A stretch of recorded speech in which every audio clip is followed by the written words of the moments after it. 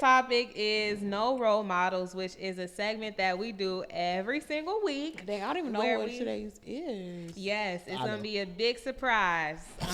Coming up in 5 seconds. That will be revealing in 5 seconds. But Go ahead. So this segment every week is where we take somebody that we don't want to be like, explain their situation and talk about what we would have done better. So I'll let Gary explain the situation this week. Today's no role model is that one white boy who prank called Shador. Oh, I do. Okay.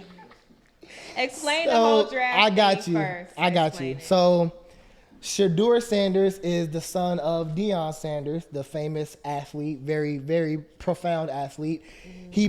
Shador played at Colorado Buffaloes. That's the name of his team. He played as a quarterback, right? Phenomenal talent, right? He's really good at what he does, right? Everybody expected him to get drafted in the first round, right? Mm-hmm. You know what I'm saying? Sports analysts and fans, all of them expected the first round. But instead, he got drafted 5th round, 144th pick, right? And that sparked a whole bunch of like memes and, you know what I'm saying, internet controversy and all of that good stuff.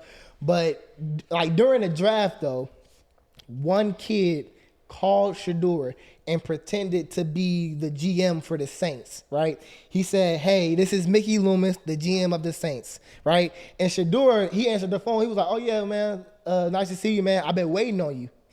Because that was his son. That was his, right. Shador said that. Shador said that I've been waiting on a call from somebody, you know what I'm saying, to get drafted or whatever. The kid was like, oh, yeah, you're going to have to wait a little while longer, and hung up on him. That, to me, is just crazy, right? First of all, I think that's illegal because it is. That's illegal. You can't do that.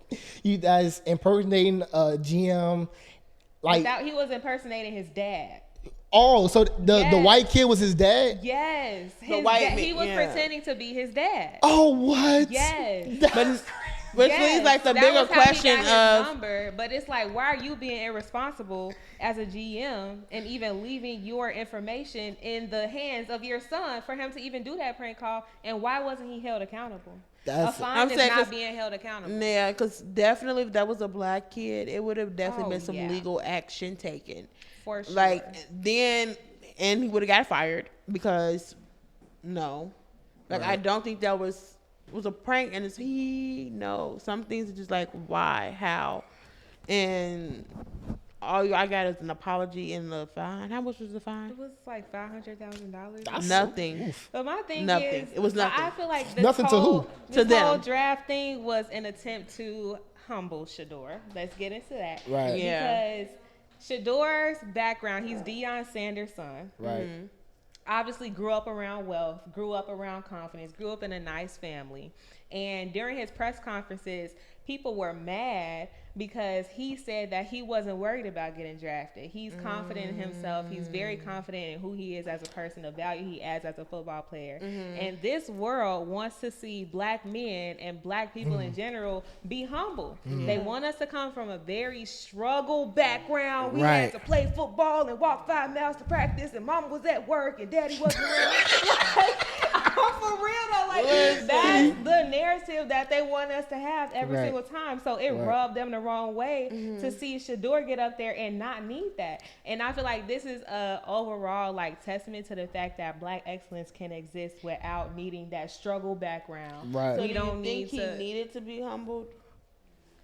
I don't think he needed to be humble. I don't think he didn't have to be number one, but I don't think he had to sit up and, well, I'm just so grateful to be here. I don't deserve, like, he doesn't have to do that. I feel like we shouldn't have to, like. I feel like it's looked at for black people to do that more than like a white person. Like a white kid does not have to sit there. Yeah, when it have to do that. When it comes to these football owners, like that's definitely a narrative. Like they definitely want to feel that, like, oh, look at him, I took him out the hood, man. Now he a football player, and now he my franchise player and stuff like that. Everybody wants a Blind Side story. Like that more the movie The Blind Side. Yeah, everybody wants that story. Like I do remember. I brought that black boy in, and I raised him, and he wasn't gonna be nothing if it wasn't for me. Right. If it wasn't for me. Right. It wasn't for me. And did y'all hear the real story behind The Blind Side? What happened? Like she stole money and stuff like that. Go look it up, and we're gonna talk about it next week though, for real. Because I do want to talk about this next week outside like football. I want to talk about how like black people have to have that I need a savior. No. Yes. Right. We So don't need a everybody, savior yeah. all the time. You don't have to be nobody. Let's just get into it now. Oh God, no, because like, explain. Like, what do you mean by black people always need a savior? Are you saying the same thing that Sully is saying? Like, Similar, but I'm saying like in general, in all these things and organizations and people always have to go to that. It's a trend right now, like the fake people that be like, oh, I gave this homeless person a meal. Y'all seen that trend on TikTok? Yeah. But those are real things. People really would be like, wait, what? bro, I ain't I'm seen not it. even homeless. Like that Aunt D thing, like, go look into it. We Right. really gonna talk about, because this is gonna take us to a whole different segment. Please don't put a bow on this for real. Yes. Right. We're gonna Talk about unwrap it. this present next week. Oh, that was good. Ooh. I love that. Okay, I'm wrapping this okay. present next week.